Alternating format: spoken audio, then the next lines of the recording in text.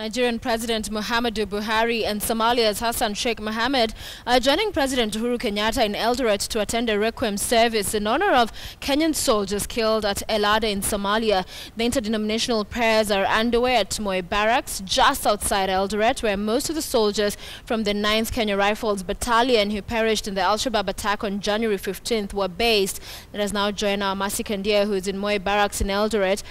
Good afternoon, Masi. Has this service begun? Are the presidents there? Talk to us about what's happening.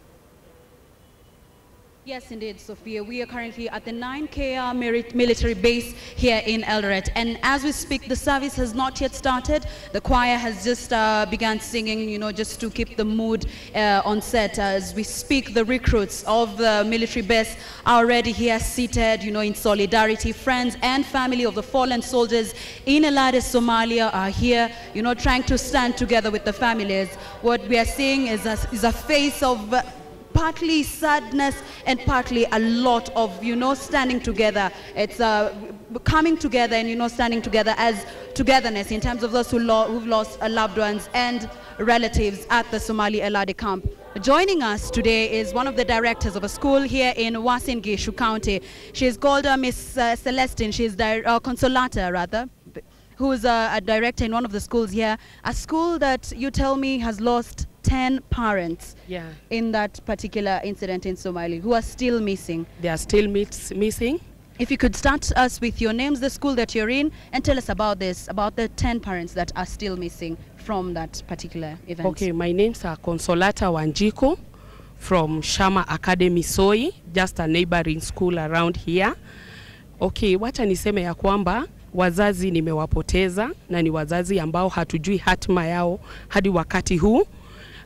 Watoto hao tumekuwa na wao shuleni tangu muhula ulipoanza, lakini wakati huu imekuwa wakati mgumu sana kwao kwa sababu sasa hawajui. Wazazi hao wamekuwa kinipigia simu, tumekuwa tukiwaombea, tukienda kusimama pamoja na wao kwa sababu bado kabisa hatujajua hatima ya watoto hao. Na labda nikuulize, unanieleza kwa ni wazazi wa 10 ambao haujui mahali ambapo wako, labda wajeambiwa na DOD kama they're still alive or dead. But I'd like you to tell us, their parents for students from which classes exactly? Kuna wale ambao ni candidates, are the students in school? What is the school doing in terms of encouraging them even with this at the students in school? Okay, what we are doing as a school, tumejaribu sana kuchukua hao watoto tangu wakati jambo hili lilitokea. Tumewapeleka tuko na guiding and counseling panel, wanaketi na wao, wanawaongelesha. I thank also the parents, wamesimama vizuri kabisa kwa sababu wakati huu mgumu bado hao watoto wao wanahudhuria shuleni. Kwa hivyo niliwaambia wajitie moyo, kazi lazima ziendelee na mpaka tutakapojua hatima ya baba zao.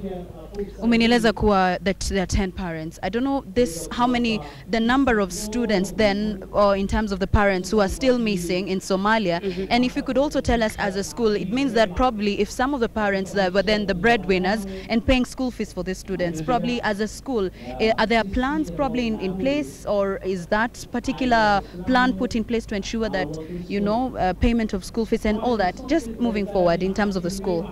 Okay, as per now, still tujaweka mikakati yoyote ya kusaidia hao watoto kwa sababu hatujajua ukweli mahali upo. Bado tunangoja wa DNA, tunangoja mambo mengi yanayozungumziwa. Kwa hivyo hatujatia muhuri kila jambo ambalo tunazungumzia. Kwa hivyo kwa wakati huu kile tunafanya ni kutia hao watoto moyo, kukaa na wao shuleni, kuonyesha ya kwamba mambo hutokea na tunaongelesha vizuri kwa upole. Kama ni wale wanabebwa na gari wanazidi kubebwa, kile hatuwezi fanya ni kuwatuma nyumbani walete pesa za shule ama wafanye nini. Sisi tumwasimamia kila kitu hadi jambo hili litakapotatuliwa. Kwa hivyo tumekaa na wao vizuri sana, wazazi wao tunawatia moyo, tunawaambia kwamba mambo hutokea na wangoje chochote ambacho chaweza kutokea. Tumesimama na wao kabisa. Asante sana, poleni kwa huo msiba. Na nikiongezea, okay, umeniuliza ni watu wangapi huenda ikawa hawako. Wazazi ambao walikuwa pale shuleni, wengi wao wana watoto 3, watoto 4.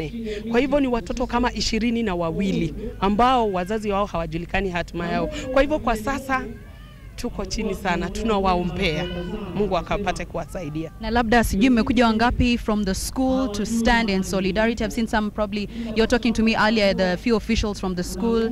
You've come as a school, as what arrangements do you have in terms of even standing together as a school and we've the come family? as a school, tuko hapa kusimama pamoja na wazazi wetu. We are touched kabisa. Tuko hapa. Pole kwa huo msiba. So that is Consolata. She's the director of Shama Academy here in Uasin Gishu County. She's telling us that from her school alone, about 10 parents who have students, about 3 and 4 about there from that school, are still missing. Their whereabouts are still yet not known, and she's standing with the parents. Asante sana. Ningetaka sasa tuzungumze na mzazi mmoja ambaye Emily. Asante. Thank you for joining us, na pole kwa yaliyotendeka. Tafadhali utuambie majina yako, tueleze watoto ni wangapi, imekuwa vipi kungoja? Najua hiyo ndio imekuwa, tueleze imekuwa vipi.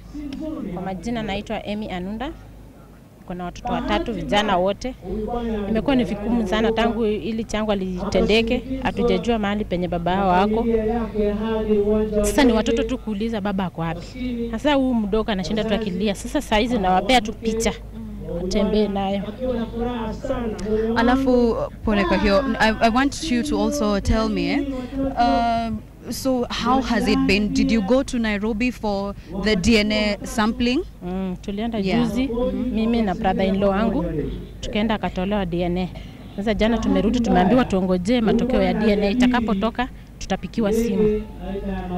Pole, asante pia. Asante. And I hope that you get comfort in all this. Hiyo ndio tunaomba. Asante sana. So there you have it, the parents and teachers, schools, friends, relatives, all in solidarity. And as I talk to you, officials from the county, religious leaders are already seated, waiting for the 3 heads of state. But keep it KTN News, as we will be live as this prayer and mass session happens here. Back to you in Nairobi.